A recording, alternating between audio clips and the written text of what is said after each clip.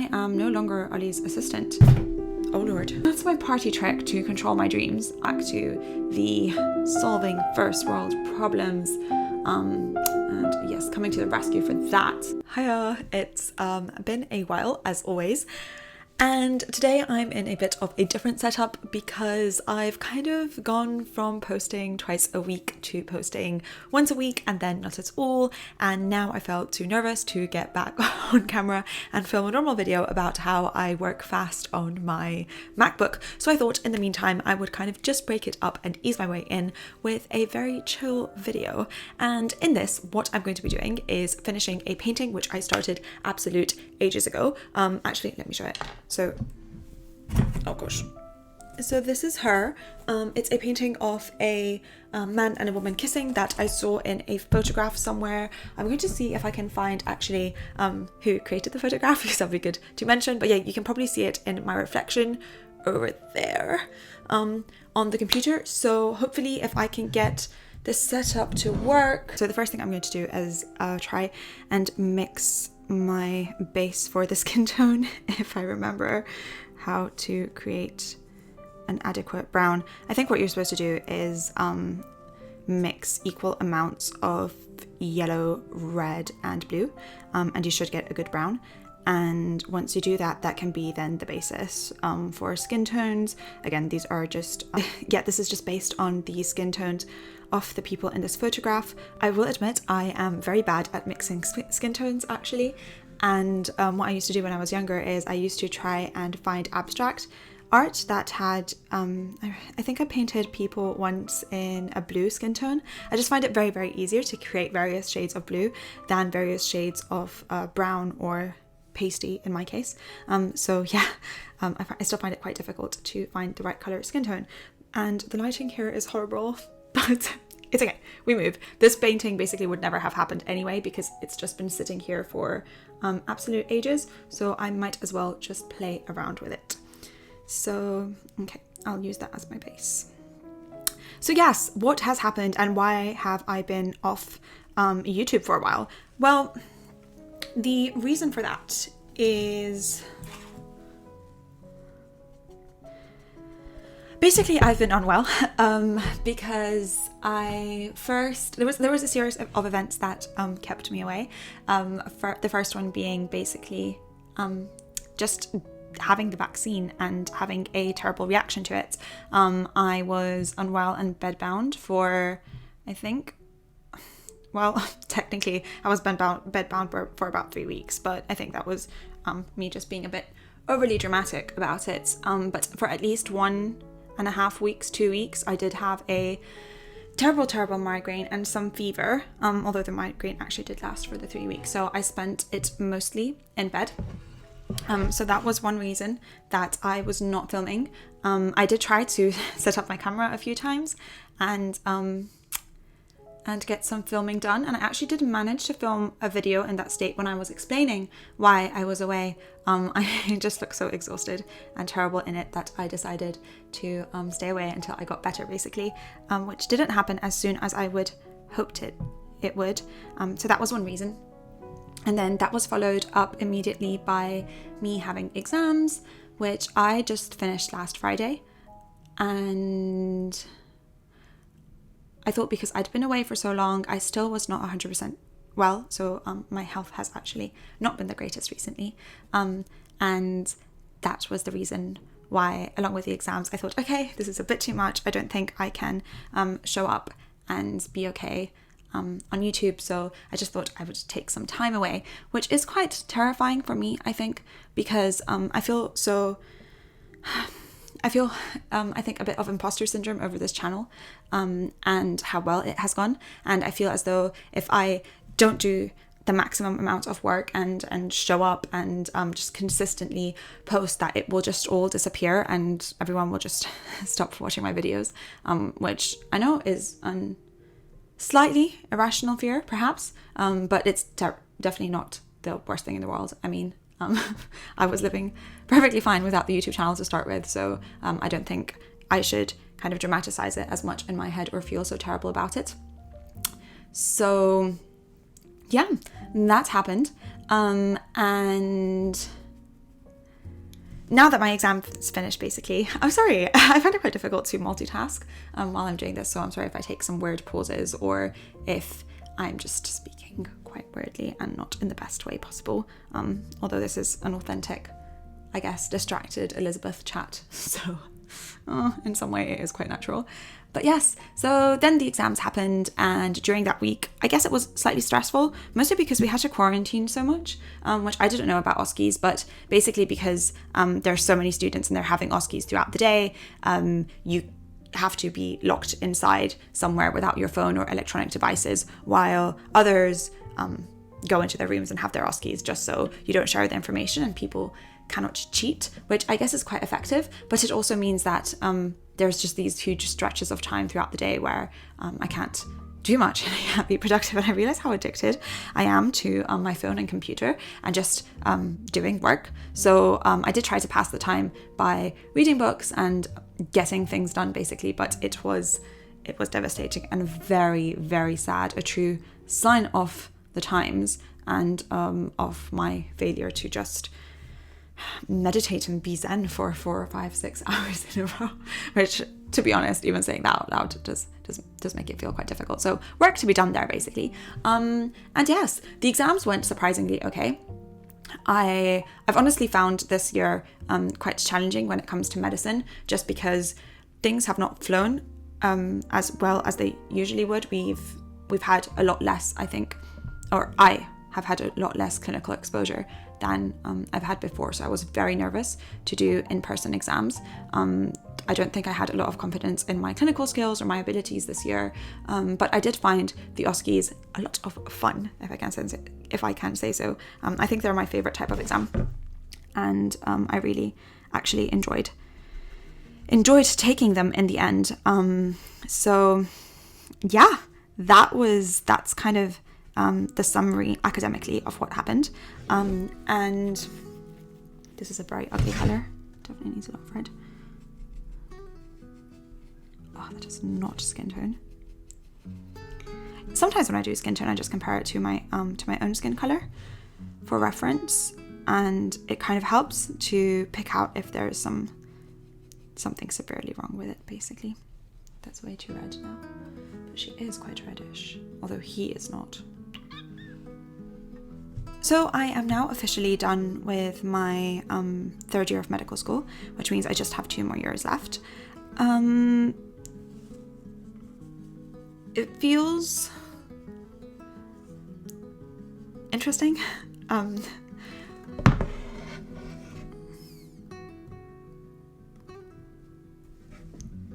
think that will work. It feels quite interesting.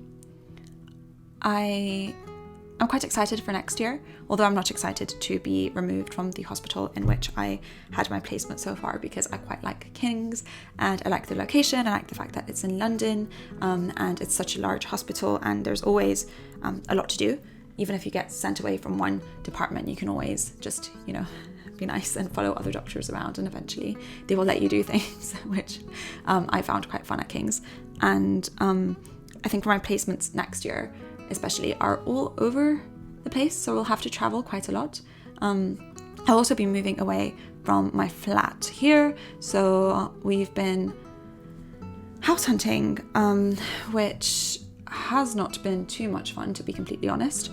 And I don't like moving, and I've had to move almost every single year for the longest time. So there's going to be more of that, and hopefully I'll find a place in the next few weeks.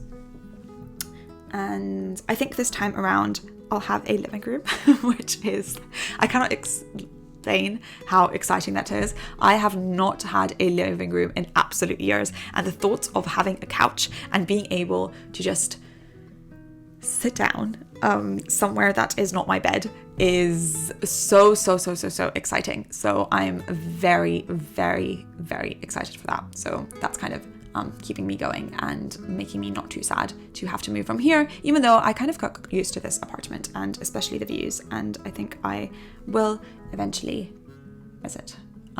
So yeah, that's going to be. I'm trying to make it sound exciting in my head. I think the feelings that I feel mostly are just exhaustion with the thought of having to move at the moment, but I'm focusing on the couch and yeah, so that's kind of, I think, making it slightly easier. I have no idea what I'm doing here, but let's see. And oh God, that died.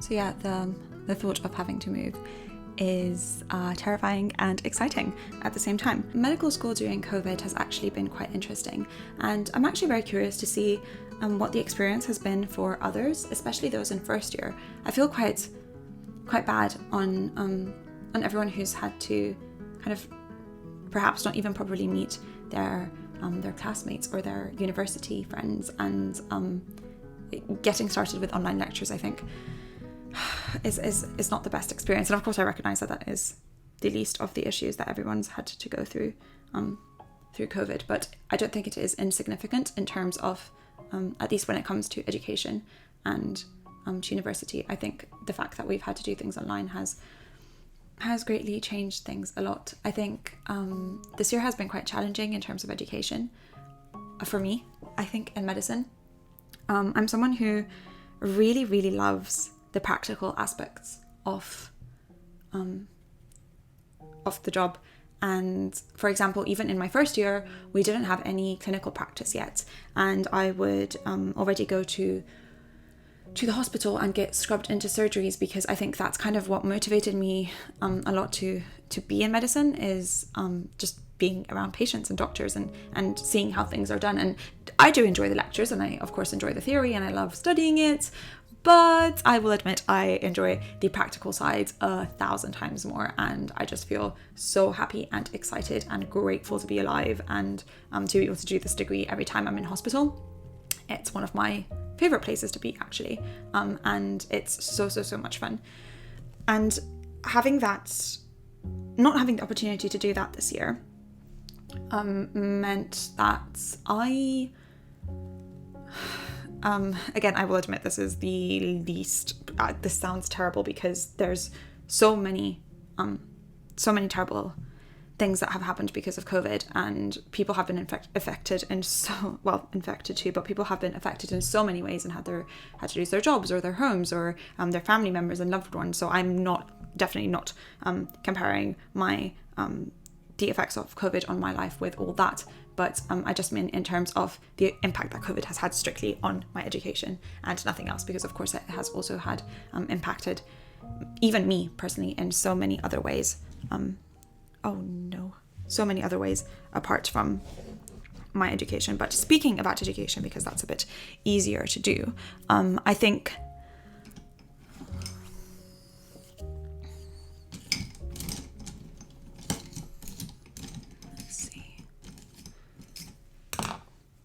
But speaking about education, why am I fluffing this in already? That's a terrible choice of colour, Elizabeth. Okay, let's just try to fix that. The issue with putting white on something and then using a fluffy brush like this is that you now whitewash everything in the area, which just tones down the colour so terribly. It's not beautiful, but yeah, you can really tell I haven't done this in a while.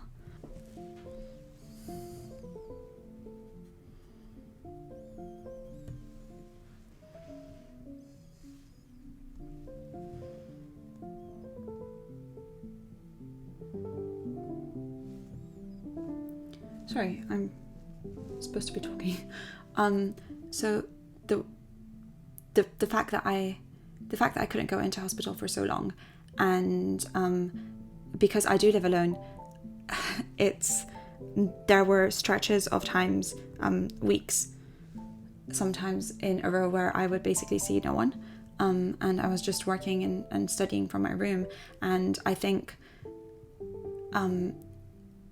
it did get to me at times, because like I said, I think I thrived the most And not most, because I had motivation before I had clinical exposure, but I think a lot of my motivation to do medicine comes from that clinical exposure and being able to see the effect that you can have on a patient, and how you can try to improve, or if you're lucky, actually improve people's lives.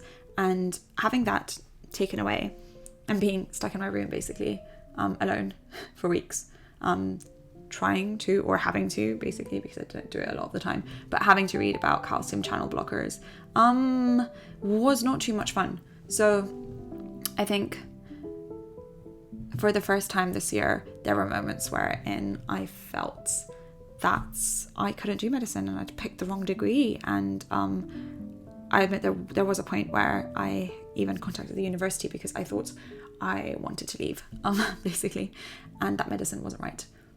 But thankfully, they convinced me to wait for a while, maybe take a gap year if I needed it, but just give it a wait because it was COVID and things would change. And then as soon as our clinical placements were back on and I was in hospital, it took me about an hour of placement in neuro to feel that, oh my God, I love this. I miss this so much, and it's definitely right. And I'm definitely not leaving. So yeah.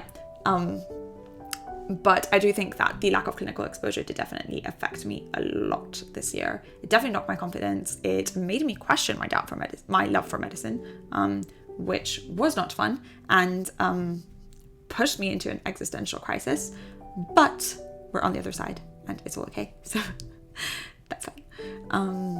I think the concept of painting while filming is perhaps not the smartest,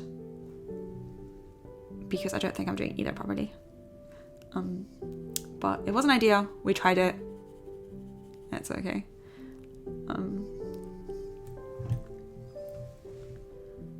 But yeah, things have changed with work. So a few of you might actually know that I am no longer Ali's assistant, which I guess is the thing I'm perhaps the best known for on this platform. And well, technically I'm still his assistant for I think the next few days until the new hire comes through, and we're still working together. So I'm just working on other aspects of the business at the moment. And yeah, the change was honestly terrifying. I think the moment Ali told me, I was very scared, because I think I got quite comfortable knowing what to do and how to do things as an assistant. And it's definitely, I think, a different type of pressure and a different type of job to what I'm doing at the moment. And with the assistant work, I could, just do it at 2 a.m. when I finished everything else, and I could just lie in bed and take care of emails while working on projects. And working on the academy is something that I need to be a bit more sharp for, and definitely something I cannot paint and do at the same time, for example. So I think the fact that I had to change work was a bit scary for me. I think it was a lot of pressure. I'm still slightly scared. I worry because next year I think will be even more challenging with medicine, and I'll have so much to travel and so much to do. And so I wonder how much attention and time I can give work. And just working full-time alongside medicine is not the easiest thing. At times it can be extremely stressful, especially around exam times, for example. So I'm excited. It sounds as though I'm terrified, which I guess I am to some extent, but I'm also definitely very, very excited for the things that I'm doing at the moment, and that I will especially be starting to do very soon. So that is good, I hope. And then, did I go too dark? Or I think we can go quite dark because the eye is quite deeply set. So yeah, that's the update with work. The update with the channel is, of course, that I, after this mess right now, I will be coming back with more normal videos. I actually was planning to do a video on speeding up workflows on your computer. So right back to the solving first world problems. And yes, coming to the rescue for that. But I think I'll try to go back to my twice a week and I think I can probably maintain that during the summer at least. So that will be fun. I have absolutely no content planned, so any sort of ideas are very, very welcome. But I think I'll go on a deep dive of content creation planning very, very soon, which I'm quite excited for. But yes, so that's a few things ticked off that I was planning to discuss today.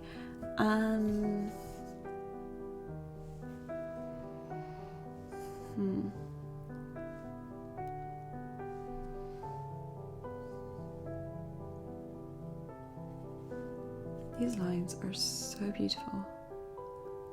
I am not doing them any sort of justice. I think I'll kind of go in tomorrow when this is a bit drier and add more details. And also I'm not trying to create an adequate angle to film it by, so I won't have as much reflection, hopefully. But yeah.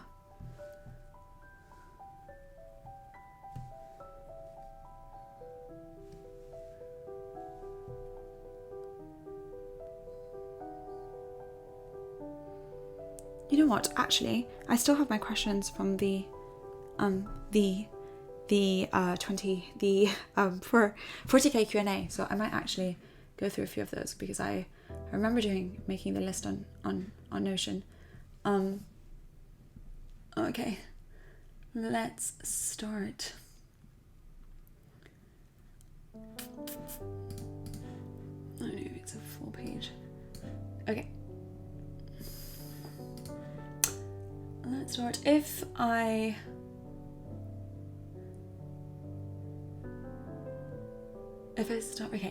you won the lottery, what would you do?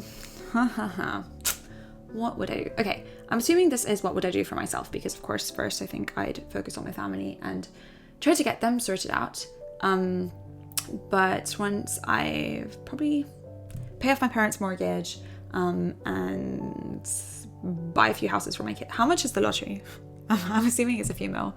So yeah, I think I'd pay off my parents' mortgage, buy my siblings a house each, and kind of sort them out.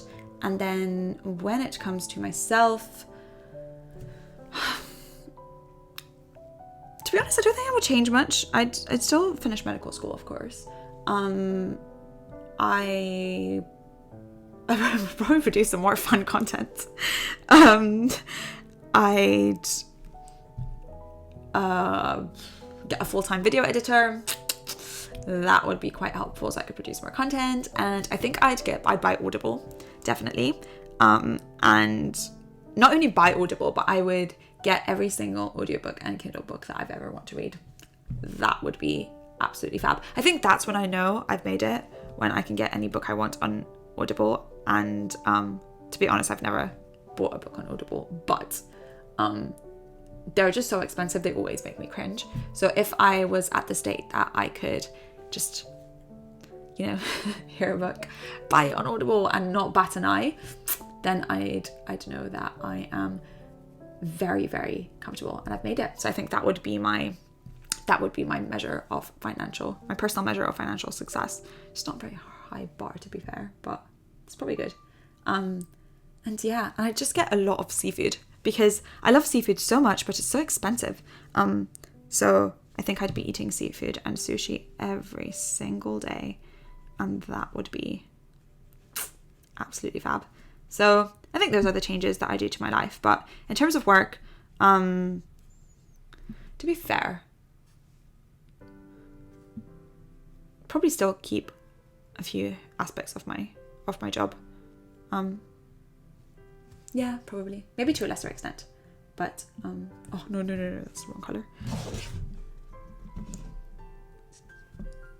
Revive that a bit. That is a very strong red.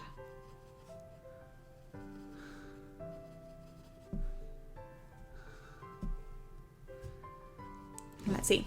Next question. How many pillows do you sleep with? I would say at least 2 pillows, because I remember I used to sleep with 3 actually, but now I sleep with 2. Maybe because I only have 2.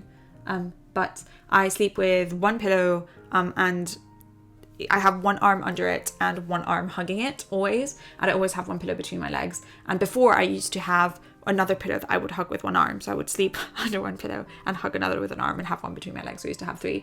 Now I've switched to 2 because I've discovered that I can both keep an arm under and hug the same pillow, which was absolutely life changing. I'm joking, but yeah, that is how I sleep, with 2 pillows at the moment. Are you more artistic or mathematic? I would say definitely mathematic. I do love art and I love to draw, and I do draw whenever I can, but I think art is just something that I do for fun. I don't think I'm an artistic person, actually, to be fair, but I'm a very mathematical person, actually, so math comes a lot easier to me. Math and logic, I think, are my forte and always have been.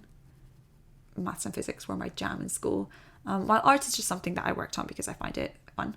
So I don't think I don't think I'm artistic at all.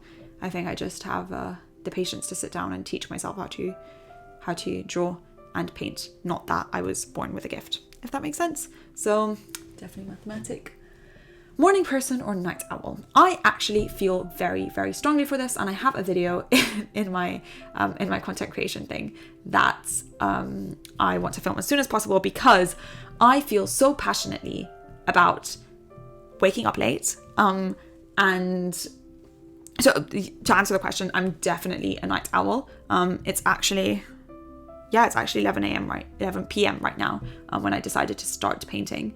And if I edit this video tonight, I'll probably be up until the early hours of the morning. And so I'm happy to stay awake to the early hours of the morning, but I am not happy to wake up in the early hours of the morning. I find waking up in the morning extremely painful and devastating. Not that I wake up in a bad mood, I just don't want to be waked up. And yes, so I feel as though, especially in the productivity YouTube or in the morning routine YouTube, there's this huge thing about waking up earlier and earlier, as if the time that you're snoring somehow dictates your levels of productivity. And there's all these like 5 a.m, 6 a.m, 4 a.m morning routines, which I find absolutely ridiculous.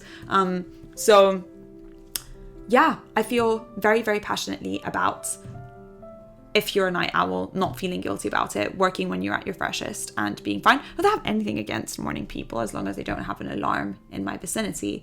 I'm joking. But yeah, it's just about people should wake up when they want to wake up. I don't understand when we've decided that waking up late means that you're lazy. It makes no sense. People who are morning owls are lazy at nighttime. So why do we... I just feel a certain way about it. So yeah, I might actually film that video. But definitely a night owl, and definitely you can get things done at nighttime, and it is not lazy to sleep in every single day. I absolutely wish I could have a job when I could wake up whenever I wanted, because I would be so much more productive and happy. So yeah, definitely a night person. How old are you when you found out Santa wasn't real? Well, my parents actually never told me that Santa was real. So before I went to kindergarten, I knew who Santa was because I saw him around Christmas time. So I knew he was associated with Christmas. I knew that he brought presents, but I knew of him in the same way that I knew of like children's stories and books. Like I knew that it wasn't real. So I never actually thought that he was real. So my parents never taught us about things like Santa or Tooth Fairy, for example, which probably explains a lot about me. But anyways, but I remember going to school and seeing that other children believed in Santa, and I think I was very shy and quiet then, so I don't think I ever spoiled it for anyone. But I just felt very sad and left out, and I distinctly remember coming home one day and trying to force myself to think that Santa was real so I could fit in with everyone else. I remember really trying to do that because I felt so left out and I wanted to be like everyone else and believe that Santa was real. Forcing myself to think that he was real did not work, and I was just sad about it, to be honest. So yeah, at what age no age. Very sad. If I ever have children, I am definitely making them believe that Santa is real for a while, and breaking their little hearts when they found out he's not. But I think it's all for the best. So very sad story there. Truly devastating.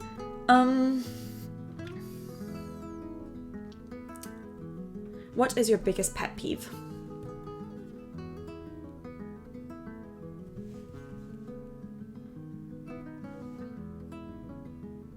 Depends on the person.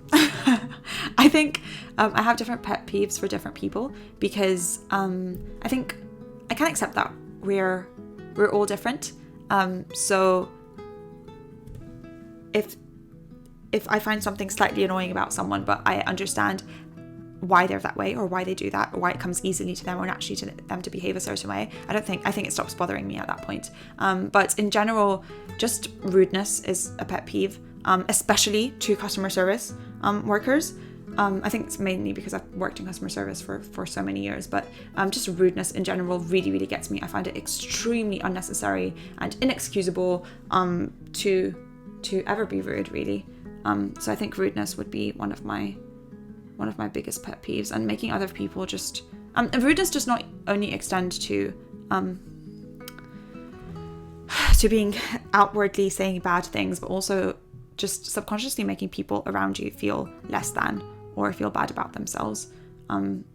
Sometimes I even get annoyed when people do that unintentionally, because I feel as though we have a responsibility in a society to understand the weight of our words and how that can make people feel.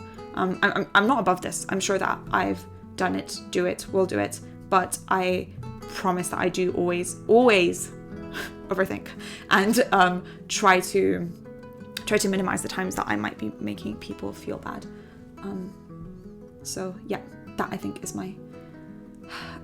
my biggest pet peeve. It does get to me. Not a lot gets to me, I think. That really gets to me. Unfairness and being mean to other people, which I think is unfair. That gets to me. Are you the eldest child? Yes, I am the eldest child. I am the eldest of 4. I have 2 sisters and a brother, all in that order, and they are all younger than me. So I'm the eldest child. I wonder how that shows, or if that shows. Actually, very interestingly, because I always believed that there's this, that you can tell who's who in a family. So you can tell that someone's, middle child syndrome, or someone's a younger child, or the eldest. But there's actually, and I used to read a lot about this. I'm sorry, this is just some random trivia with no resources that I'll just mention from what I've read before, if you're interested. But apparently, the majority of comedians are youngest children, like the great majority of comedians. And actually, most of them come from very, very large families. So the larger the family, the smaller the child, the more likely that they are funny. I don't think it has to do with funniness only. I think it has to do more with kind of freedom of speech and freedom of expression and kind of so I think it's beautiful. I think it's quite rare to be an oldest child and be a comedian. Not that we're not absolutely hilarious, but that we are more shackled by society and our parents' expectations to become, I don't know, doctors or something like that. But something else that I read actually said that outside of the family, there are no differences in the way that people behave, which means that, for example, if you were to see me around my siblings, you could probably tell who's who in order of age, because once they are together, they kind of fall into these roles that they take within the family. However, outside of the family, those roles disappear, which kind of makes sense, I think, in our case, although this is, of course, slightly biased. But my second sister is always the organizer in everything. She's such a leader. While when it comes to the family, I think we kind of exchange that role together. So it's usually, I think, me and her rather than just her. So I think she gives me authority around me, but if I'm not there, she'll take all the authority wherever it is. So she acts as the first child on her own, and she acts as the second child around me. So very interesting fact there. Sorry, completely unnecessary. I apologize.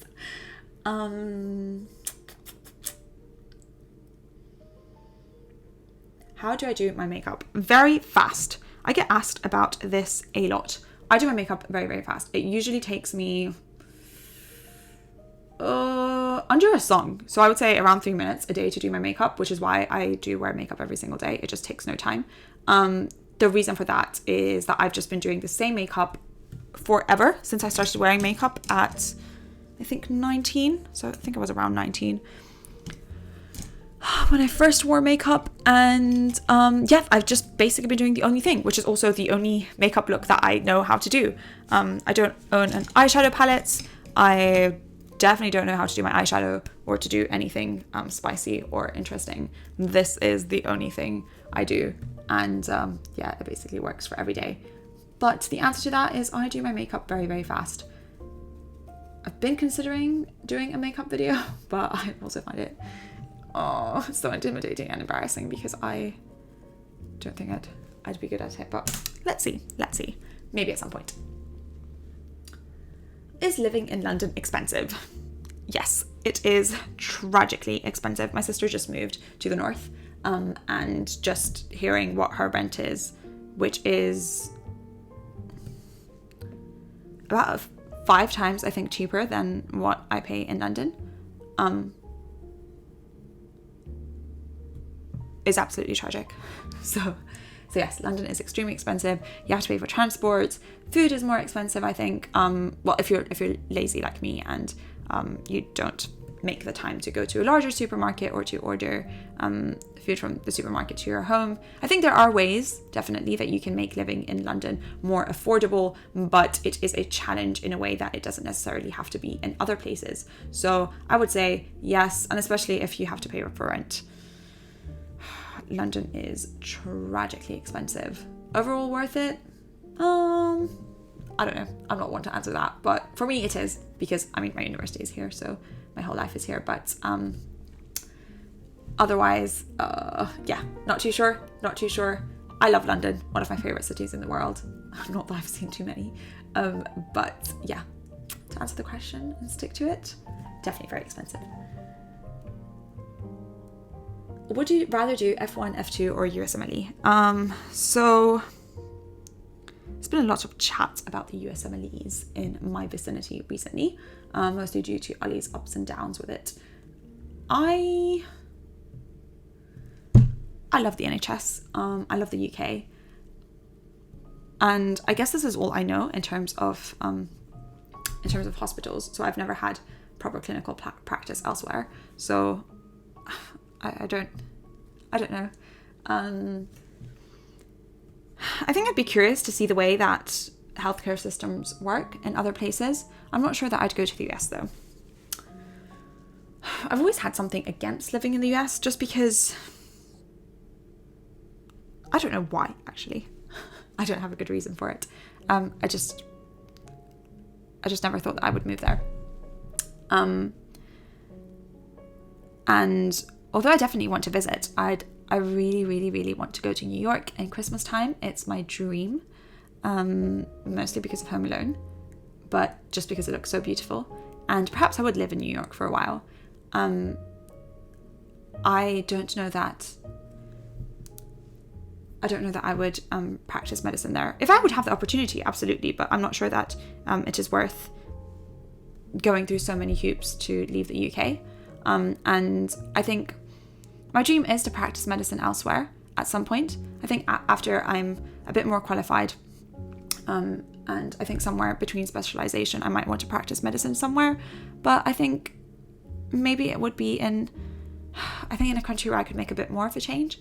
So maybe I would go for a month somewhere, and just, if I was a surgeon, perhaps, for example, which I actually don't think I'm going to do surgery, but if I was an emergency doctor, for example, I'd go somewhere, I just don't know, in a country of the world that perhaps needs more help than the US does. I think going to the US would just be for fun, and there's nothing wrong with that. I mean, isn't staying in the UK mostly just for fun then? I don't know what I'm saying. I'm just saying I'm not sure it's worth taking the exams and doing so much work to move to the US when I'm not sure that I've never been there. I've never seen the healthcare system there, and I don't think that there is a reason for me to leave. But having said that, I think I'd always come back to the UK to work, and I think I'd want to work in other countries apart from the US. Maybe that changes. maybe the USMLEs are fun. I don't want to take the exams. That's such a terrible answer. I am not focusing at all.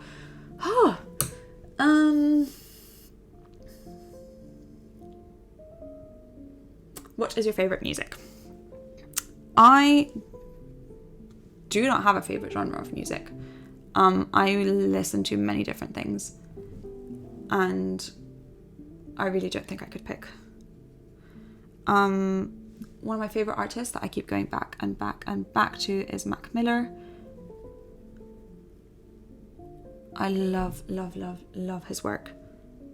Love his songs. Always put me in such a good mood. Or are good to kind of listen when you're not in a good mood.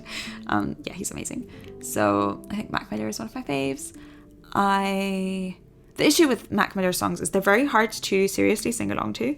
And the chorus is like the most that I can do sometimes if I'm just singing to myself. So they're good to listen to while I'm listening to the music, but I'm definitely not a rapper. So they're not music I can sing by myself.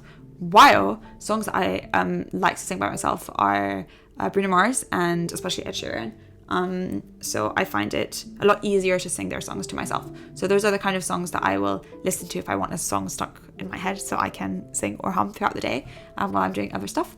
So yeah, I guess that kind of answers the question. But I'll listen to almost anything. I don't really mind. So yeah, not too picky with music. Not too exciting either.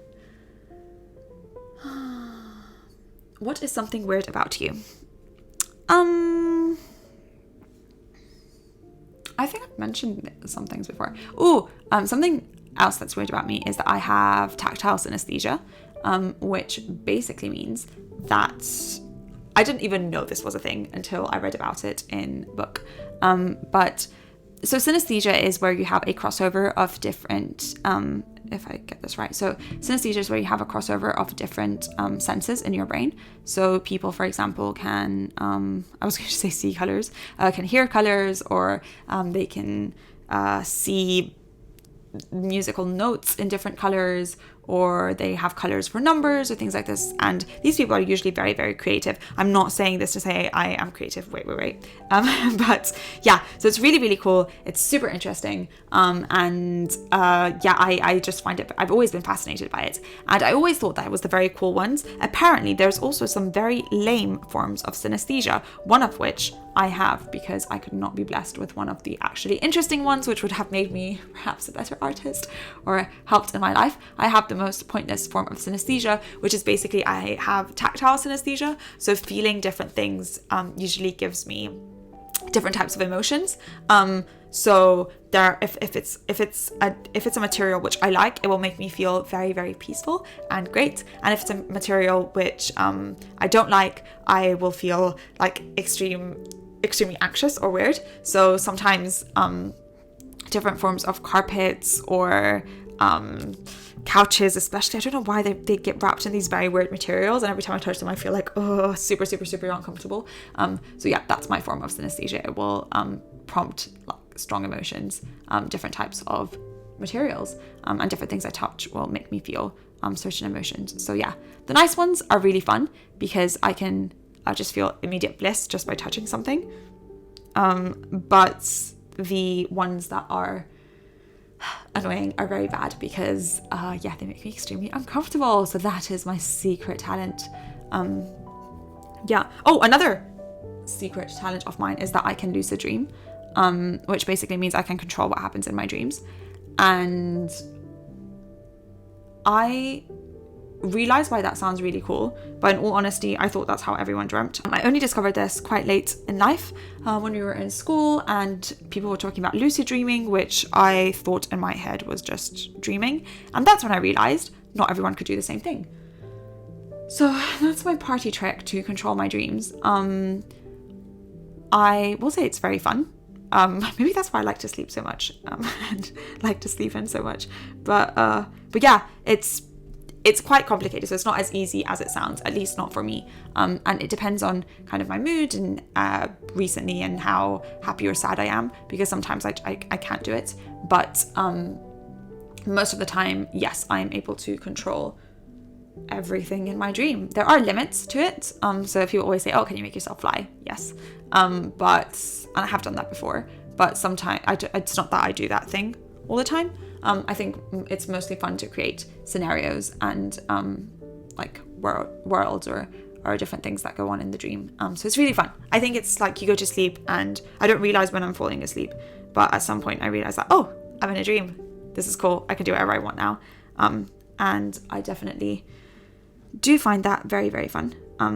I can't see how things would be otherwise. So yeah, I think that is cool. I've actually seen, I think, videos come up of people trying to make themselves lucid dream, which I would recommend. I'm not sure the methods work, but if you want to try something out, I think it's definitely a lot of fun. And if I couldn't do it, I think knowing what it is like, I would want to do it.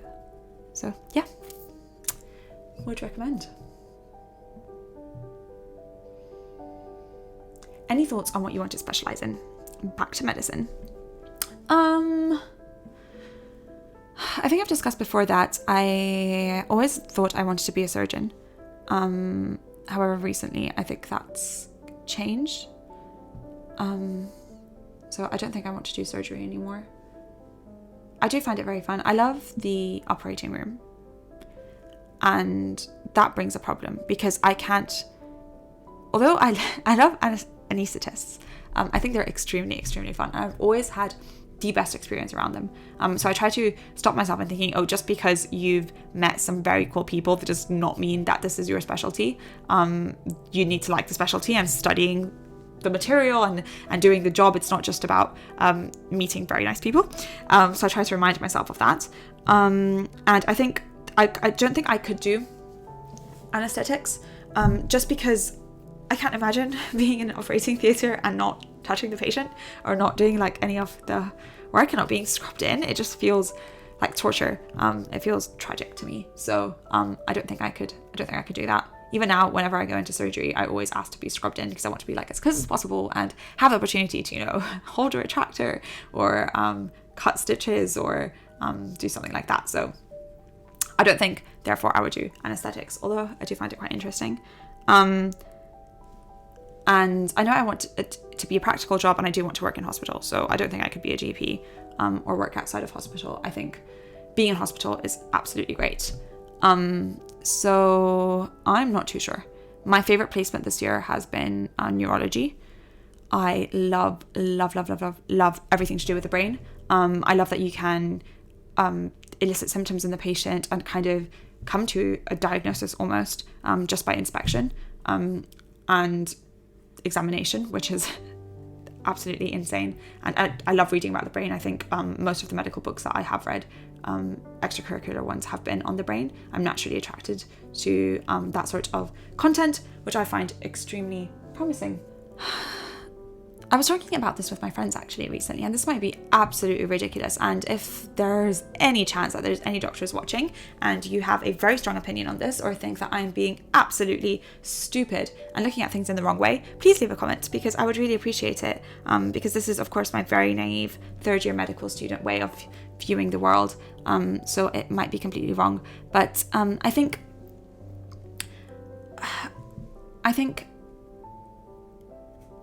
it's the way that I see things in medicine is that it's good to play my strengths. And I think the thing that I get commented on the most is one of the things that I get commented on the most is how calm I can remain in very bad or very devastating situations.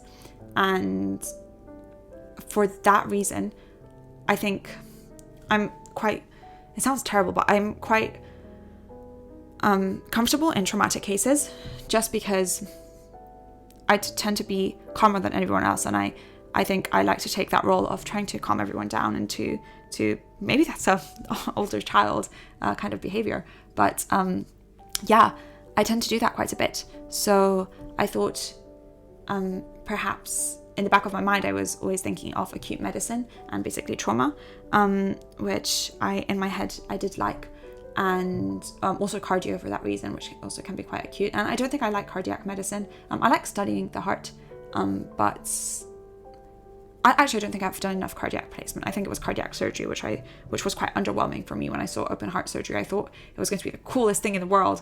And then I saw it and I thought, actually, this isn't too much different to the rest, and not therefore. I think I had my expectations for it way too high, and I think I was a bit underwhelmed when I first saw cardiac surgery, so maybe my fault. But so basically what I wanted some help with, and to be told if this is ridiculous or not, is the view that I think actually, by the way, this is where I'm using my tiny little paints, but I think actually the way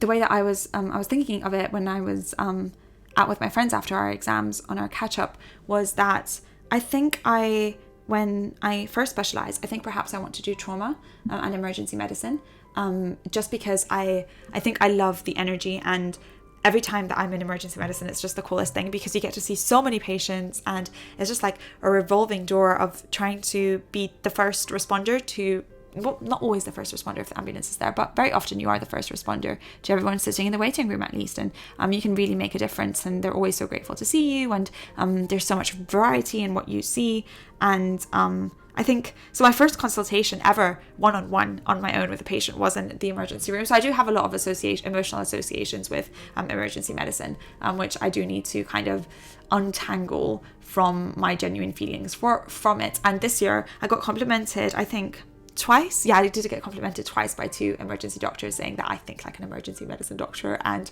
honestly that is the highest level of compliment for someone like me, and I was just so happy. So I think I'm running a bit on those, so I do need to kind of wait it out and see if it is really for me. But I do like the aspect of, I think as an emergency doctor you can travel a lot, and you can definitely help a lot of people in the world, rather than I think maybe some very specific specialty which might not be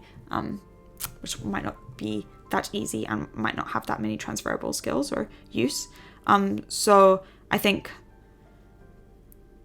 but what I don't like about emergency medicine is the work-life balance. So I was thinking, what if I first specialized in emergency medicine and did a couple of years of that, and then once I'm a bit older, I transfer to neurology. And I know in that case I would be prolonging my becoming a consultant, but in all honesty, I don't really care about the change in pay. I think the main reason perhaps to be a consultant is because you do get paid a lot more. And in all honesty, I just really don't care about the salary. I think with all the other work that I do, I very quickly realized that I don't actually need medicine for the money, which I thought it would be my main income, of course, before I went into medical school, but at this point I realize I don't really need it at all. And I think that's been very liberating, because now I know for sure that I'm just doing medicine because I love it, and I would do it even if I didn't get paid, basically. So for that reason, I don't care how long it takes for me to become a consultant. And is this the right thing to say on the internet? But yeah, so I think that's kind of the way that I've been viewing it.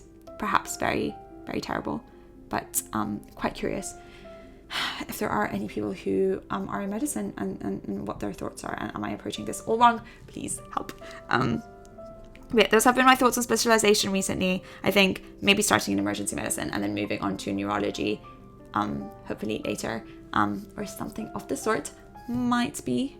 But again, it's so early, and I've changed my mind so much.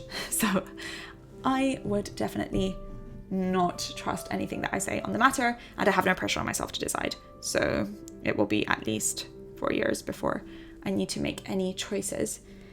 And a lot can change in that time. That's more years than I've been in medicine so far. So, yep.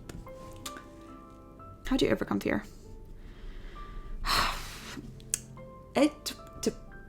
Do I?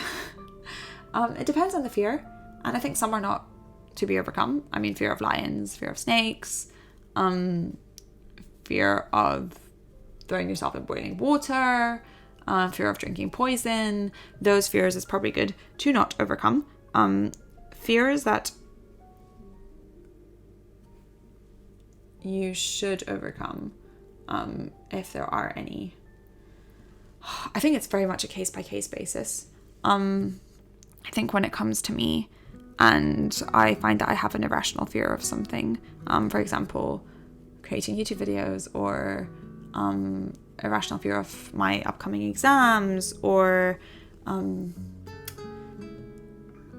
well, I've definitely faced a lot of fears in my life, but when I find that I have an irrational fear of something, I think my natural tendency is to, and I can only speak for myself, this is not advice, is to kind of analyze and see why that's there and what in my life might have led me to that. And that can be very difficult to do. So the way that I approach it is I try to think of any associated events in the past that might have anything to do with what I'm going through right now, or with the insecurities that I'm feeling at the moment, or the fears that I'm feeling at the moment, or if doing something needs a certain set of skills or a certain set of confidence, I will analyze why I don't have that, and anything that might have taken that away from me in my life. And then I will kind of go through thinking, what irrational connections have I made in my mind, and what am I scared of? Usually, I think I tend to divide fears into social fears and physiological or real fears. And if something is a physiological or real fear, I think with physiological or real fears, probably good, you don't want to remove those. But I think most fears that we're talking about here are social fears. And I think it's completely natural. I think our existence and as humans throughout history has very much depended on feeling and being part of a group. And anything that seems to threaten that, which we can define as a social fear, feels very, very real. And it feels as though we might die, which, I mean, being excluded from a group was basically, being excluded from your group or tribe was basically a death sentence in the past. So it's normal for things to feel that way. It's just realizing that actually today we sadly, for the better or for the worse, we don't actually need to be part of a tribe. You can very much survive on your own.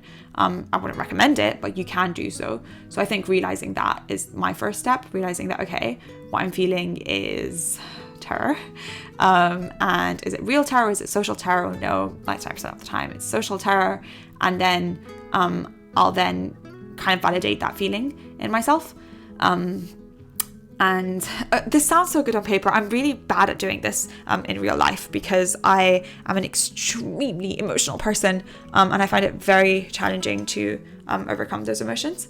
But I do work very hard at it. But that's kind of, I think, my thought process of going through, okay, Elizabeth, it's normal for you to feel this way. Your existence in the tribe is being threatened by that. I'm joking. I don't think of it that way, but kind of along those lines, thinking of, okay, what is it that is scaring so much? What's the worst case scenario here? And what's my potential benefits? And I think, am I harming anyone? If I'm not harming anyone, if the only thing that's going to be hurt is my ego, just think of all the times you embarrass yourself unintentionally, with absolutely nothing to benefit. Taking a social risk with a potential upside is, is much better in comparison to that. So I would say just go for it. And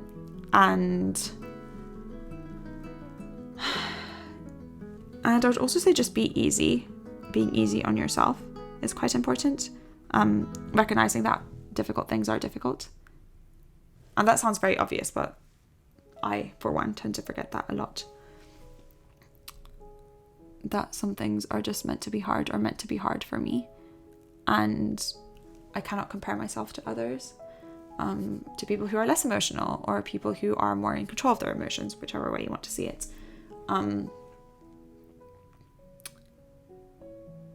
So reminding yourself of the positive outcomes, comparing it to all the devastating things you've done and you've survived in the past, thinking of the reasons why you might feel that way, and if it's really irrational for you to feel that way, thinking of the potential benefits of overtaking the task that you are trying so hard to avoid. Having a good support system, I think, is the most important thing, and that support system can be yourself. It definitely will start from yourself, but I think sometimes it's, especially for me, it's much more difficult for me to be my best friend sometimes than for others to be my best friend. So if you do have potential people there who are offering to be your best friend, take it. Be nice to them too. but take it and be open about what you're struggling with, and hopefully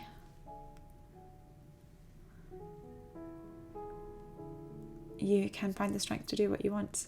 But also I think the bottom line is accepting that fears will never go away. Not fully. Just get more control of them, and you will start from very little control, or whatever your beginning point is. So things definitely do get easier. I do see a lot of changes in myself, but they all started from pure terror and just doing things anyway. So that would be my recommendation, my very messy recommendation. I'm sorry, I should sometimes talk about this stuff perhaps when I'm not painting and it doesn't feel as though I'm just rambling incoherently. Do you meditate? It depends. Recently, actually, I've been meditating for almost hours a day, especially during my exams. I really do like meditation. It's just that I've really struggled with it in the past. I find it very difficult to switch off and to not think. And I think for years it's been my goal to be just a bit more centered and present. And I think I've definitely compared myself a lot to people who seem to enjoy the moment so much and are just not always rushing. And I think, although it all ties down to, I think, that whole toxic productivity mindset, and I think sometimes I do tread the line, although 99% of the time, no, 100% of the time, I think I'm doing things that I want to do. And what comes naturally to me, because working very hard and working all day does genuinely come very naturally to me. I just sometimes wonder if I should challenge that. And I think everyone who knows me often mentions words like burnout and enjoying life and taking time off, and to the extent that it makes me wonder that there must be something there, if the great majority of people that I know think that there is something to that. So I do feel as though very often that leads me feeling as though I'm missing out on something. Like there's this pleasure there that I just can't seem to access, and as a high achiever, I'm just trying to be chill, basically, is a really big challenge for me. And I think the embodiment of that in some way has been meditation, because basically it's just became so mainstream for so long that I thought, okay, this is a good way to switch off. And to me, I think it was a symbol of being able to stop thinking, which it is. Not really. There's different types of meditation actually, but in my head, I think the way that I saw it was that, okay, if I can actually get to a state where I can stop thinking, because like I said, even if I'm conscious in my dream, I am controlling that dream. So it's impossible for me to be conscious and present almost most of the time. I'm always thinking, what am I doing next? What do I have to do? What's on my to-do list? What's to be done? Which is quite, sad. I do enjoy it. It does come from just that it is natural, and this is, the only way that I've known to live my whole life, and I do find it just great and great fun. And it does have its benefits, but I think seeing people around me comment on my life just made me feel sometimes as though I'm missing out, and as though I should be different. And so I've tried to challenge it, and I think I did try to start meditating, and I did try for many, many years. It was an absolute torturous nightmare because it was absolutely impossible. And I tried the whole, just observing your thoughts non-judgmentally and not forcing yourself to stop thinking, which is impossible for me, but to just, accept the thoughts, see them for what they are, and let them drive right past. And it's completely impossible. I can maybe do it for a second, and then I'd slip back into thinking, oh, what have I not done today? Or what do I need to do later? Or what have I forgotten? Or how well have I done this or that? Or what email do I need to answer? So I found meditation for the longest time to be the most difficult thing on earth. Then which actually, as rare as my recommendations are, this is a very passionate one. I went to a flotation tank, and if you know Joe Rogan, he's he does a lot of stuff, but he's also a podcaster, and very often on his podcast he talks about flotation tanks and also cryogenic therapy and all that stuff. But flotation tanks he'd mentioned very often, and when I moved to where I live now, I have a flotation tank just a few minutes away, and I thought I would definitely have to go, which I did, and it was one of the best experiences in my life. It was absolutely incredible, but the main reason I'm mentioning it is that it was the first time that I actually got to meditate. And it lasted, the whole session was for 1 hour. So, a flotation tank, by the way, is just like a bath with a lid on it, like a large bath with a lid on it, and it's full of like water with salts in it, and the density of the water is equal to the density of the body, and also the temperature of the water is equal to the temperature of your body, and it's completely dark on the inside. So what you're supposed to do is you just strip naked, you get into this tank and you close the lid, and it's completely dark, and it's complete sensory deprivation because it's completely dark, and it's so, I want to say slightly muggy, in the sense that the density of the air and the water feels the same, and because you're lifted up by this water, you can't even feel the distinction between air and the liquid around you. So you're literally floating in the middle of nothing in pure darkness with no sounds. And yeah, that's full sensory deprivation. So you just lie there for an hour. And in the beginning, it did take me a few minutes to kind of settle down and stop rocking around the bath. And at first I thought, okay, this is ridiculous, what's going on? Luckily, if you're claustrophobic, by the way, please do not go. That will be a torture chamber. But I don't mind small spaces, clearly, because I live in this apartment. But no, in all honesty, I don't mind small spaces. So that was fine for me. And I just lay there. And eventually, I think around, I want to say around the 10-minute mark, I just started meditating. And it was what I can only imagine a psychedelic experience would feel like. But it was absolutely incredible. It was so much fun. I was not thinking about, I could actually do a whole video on what I was thinking in there, because I was thinking about a lot of things. But anyway, I think after that, after coming out, I don't think I've ever felt more, so cheesy, more grateful to be alive in a way. And just, I want to go again. I'm going to have to book it again.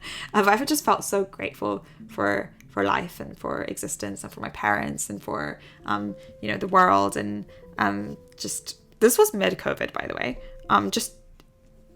It really, I think, shifted my perspective on so much so fast. And it was absolutely incredible. But relating it back to God, so many tangents. So relating this back to the meditation, I think ever since I went into the flotation tank, for a few weeks after, for the first time, I could just slip into that state very, very easily. And that was, I think, do we have a good colour? It's a bit big. She'll work. Let's brighten it up a bit. Sorry, 1 second. That'll do. It's like my skin colour.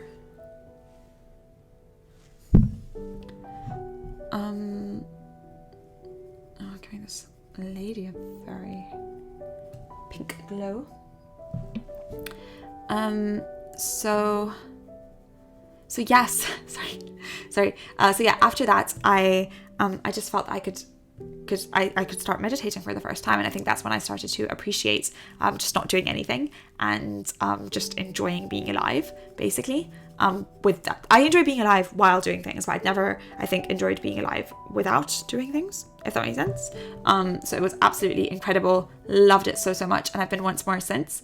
Actually went there with Ollie, and he hated it. So, well, there you go. But yeah, it was absolutely incredible. And yeah.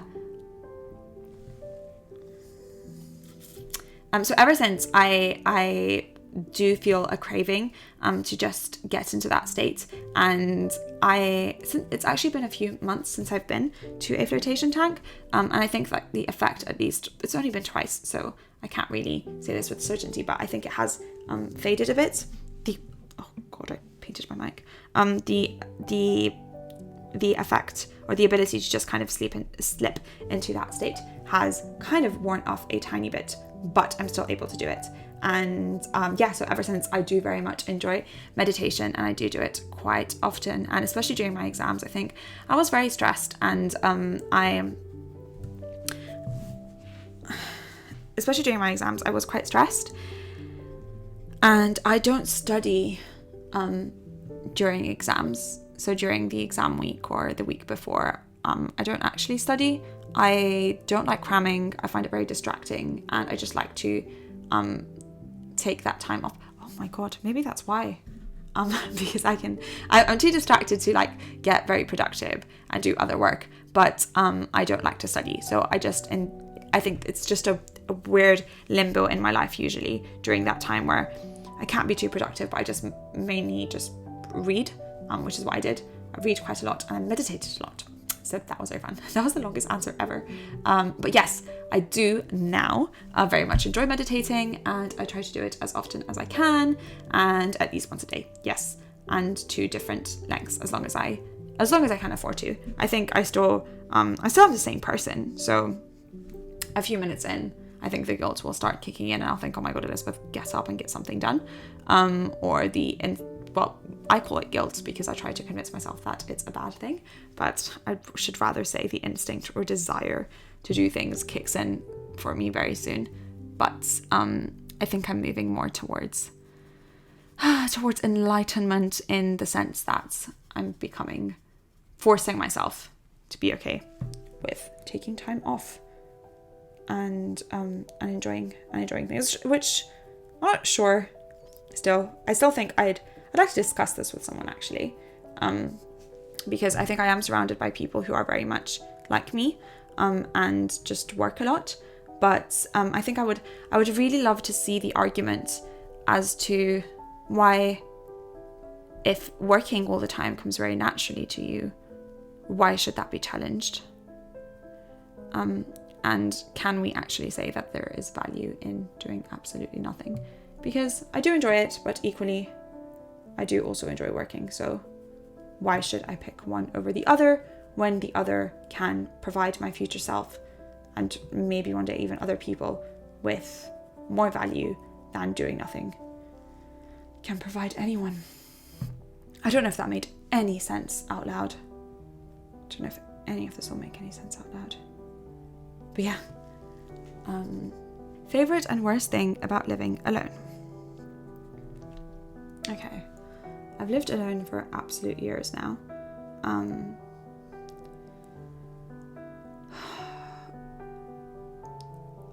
I love living alone. It's super fun. I think, and we've had this discussion with Ali quite a few times, because he doesn't like living alone. He prefers to live with people, while I very much prefer to live alone, to a concerning extent, actually. And I think the conclusion I've come to is that I can never fully relax when I'm with other people, in the sense that if I have someone in my house or in our house, I'll always be thinking, am I in their seat? Am I being too loud? Am I being too quiet? Am I bothering them? Should I engage more? Can I get them something? Can I ask them for something? Should we, was the other thing that I did earlier annoying? I just think I tend to overthink a lot. Like, am I in their seat right now? Would they rather be sitting here? Sometimes I'll ask them these things. Sometimes I'll just think these things. And I'm never, I think, fully unwound or relaxed, because I'm concerned about how I might be, in someone's way or bothering someone else, or how comfortable someone else is. I think it's just very, it's very natural.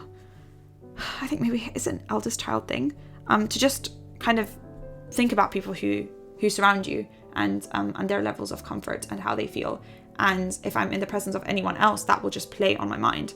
While when I'm completely alone, that's quiet. And it's just me that I need to care about, which is quite selfish actually. But I do find that that's the only way that I can fully relax, knowing that it's just my comfort I need to care for. Now, of course, this doesn't exclude the future. I still very much want to have children and care about their well-being, but I think at this stage where it wouldn't be children, but it would be other people, I think it can be a bit more tiring. And I do like my own company. I very much enjoy being alone. I very, very rarely get lonely. Except COVID. COVID did that to me, and I'll get to my issues with the second part of the question, my issues with living alone. But I very rarely get lonely. Very, very, very rarely. And especially before COVID, I would never get lonely. I'm very, very comfortable being alone. And just I could do anything. And read anything and eat anything and at any time, and there's no fear of being annoying or bothering someone else, and I can be perfectly happy by myself. So yeah, I think that's how I feel about living alone. However, having said that, during COVID,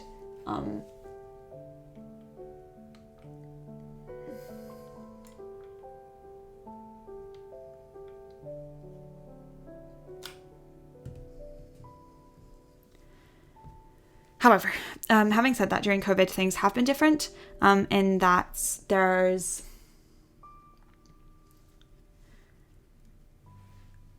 definitely been many times where I've been completely on my own, having seen no one else except my delivery drivers for weeks in a row, and that's been very difficult. In that case, yes, I have felt lonely. Sometimes when I have food, I do wish that there was someone there that I could eat with and talk with. And I think, yeah, in those cases, definitely I do wish that I did not live alone. But overall, I think especially now that COVID is over, very, very, very happy to do so. Although I don't think I'll be living alone next year. So yeah, let's see how that goes. But yeah, okay, I think I'm going to stop because it is almost 12 o'clock. So yeah, what I've done so far is basically, I think I've put some base on this lady's face. There's no details in this yet, but I think I'm actually not too disappointed with the colour, although I am disappointed in the contrast between the lady and the man. I think I made him way too cool toned, and I'm making her way more human and warm toned, and there's not as much of a difference in the real photo. But anyway, it's good practice because I haven't been painting in a while. So yeah, that was fun. So I'm basically done with this drawing for tonight. I'm absolutely exhausted. I am fairly certain that there's no one watching until now, so I'm not even sure I need to do an outro, but basically this was fun, but also a bit concerning because I know it was probably a complete mess of a recording. Anyway, I hope you have a wonderful night if you're still there, and thanks for watching. Bye bye.